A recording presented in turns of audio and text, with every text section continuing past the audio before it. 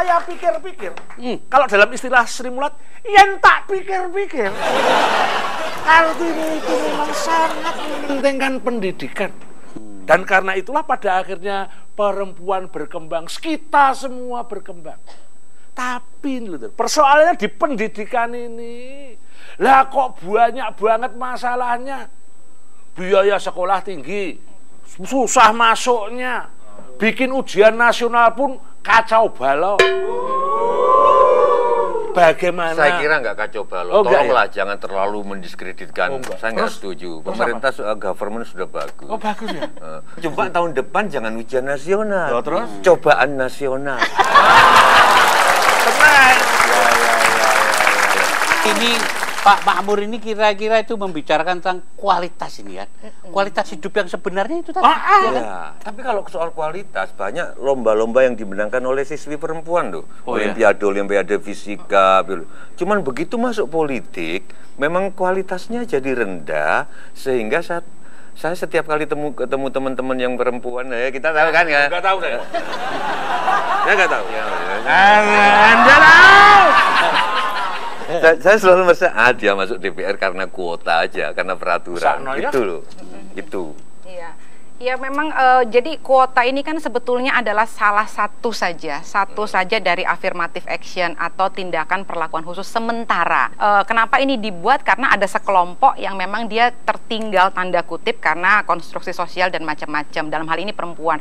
Namun memang ini tugas negara harus memastikan agar juga kualitas yang masuk itu betul-betul kualitas yang memang layak dan patut, yang memang memiliki pengetahuan dan kemampuan untuk memimpin. Kalau misalnya nggak ketemu Doro, salah satu partai kan misalkan PPP ngomong susah memenuhi 30%. Berarti kan mereka begitu sering, ternyata susah atau bagaimana? Kalau memang susah gimana? Nah ini PR-nya justru buat, saya pikir itu pentingnya kenapa kan ada perubahan kultural, ada perubahan struktural. Jadi negara harus membantu perubahan yang struktural. Dengan adanya perubahan undang-undang, dia memaksa tanda kutip agar partai politik berupaya perempuan yang hebat-hebat ini bisa masuk ke parlemen. Saya membayangkan ada banyak juga perempuan, mungkin juga Kartini terinspirasi bisa jadi loh bukan dari perempuan lain, tapi bisa jadi dari ayahnya. Dari surat-suratnya terlihat betul bagaimana dia terinspirasi oleh ayahnya. Saya bayangkan jadi Ndoro gitu, Mas Sujiwo Tejo gitu, Mas Sentilun itu bisa juga mendorong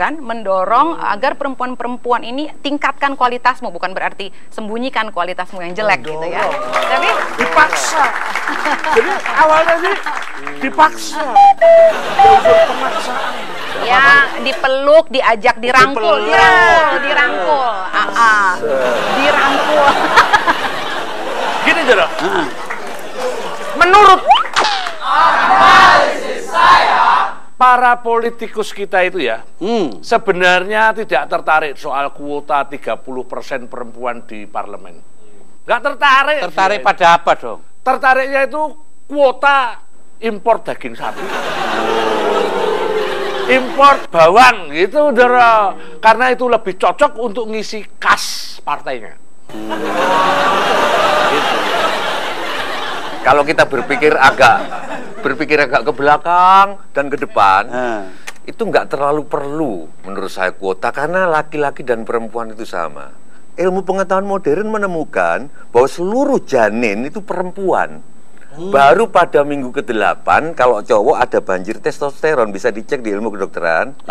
Banjir testosteron. Waduh, top. Nah di situ banjir testosteron, di situ dia mulai jadi laki. Yang perempuan dibentuk lagi otaknya, estrogennya, hormon estrogennya lebih sensitif, sehingga katanya daya ciumnya lebih tajam, sehingga lebih mudah menangis. Artinya yang ingin saya katakan Pak Sendilan, kita itu bahwa laki-laki dan perempuan itu satu, sama, sudah dari dulu. Justru sekarang fungsinya dibedakan supaya jelas bedanya, supaya yang satu jadi baut, yang satu jadi mur, jadi satu menghadapi hidup. Tapi satu hal yang penting adalah saya pikir perjuangan perempuan, gerakan perempuan untuk keadilan gender juga itu harus membedakan dengan jelas mana yang dimaksud dengan equality, persamaan, dan dengan kesamaan atau sameness. Seringkali kita terjebak pada sameness, yaitu kesamaan. Kesamaan itu sama rata, sama-sama. Jadi kalau perempuan begini, laki juga harus begini. Sementara yang diperjuangkan semestinya itu adalah equality. Equality itu kan seperti terminologi equality before the law ya. Jadi persamaan, tidak ada bedanya. Anak laki-laki, anak perempuan berhak atas pendidikan.